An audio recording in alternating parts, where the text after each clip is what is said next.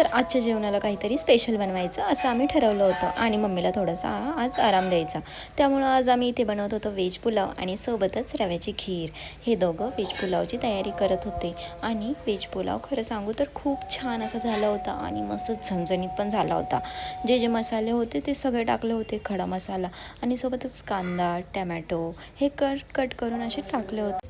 अद्रक, लसूण आणि मिरचीची पेस्ट टाकली होती. त्यामुळे असं झणझणीत असं झालं होतं ना. इथे बटाटा, मटर आणि फ्लॉवर घेतला होता. ते असं बारीक कट केलं होतं आणि सोबतच इथे कोशिंबीर यांनी तयार केली होती आणि ती फ्रीजमध्ये थंड होण्यासाठी ठेवून दिली होती. तर इथे मसाले मस्त असे एकत्र करून झाले होते. ते शिजवून झाले. त्याच्यानंतर 1 किलो तांदूळ टाकलं आणि ते शिजण्यासाठी ठेवून दिलं होतं आणि इथे सोबतच रव्याची खीरचं प्रिपरेशन झालं होतं. भरभरून असं ड्रायफ्रूट्स टाकलं, रवा टाकला आणि थोडासा खवा टाकून त्यामध्ये दुधामध्ये मिक्स करून घेतला आणि इथे रव्याची खीर रेडी झाली होती. खूप छान लागत होती रव्याची खीर.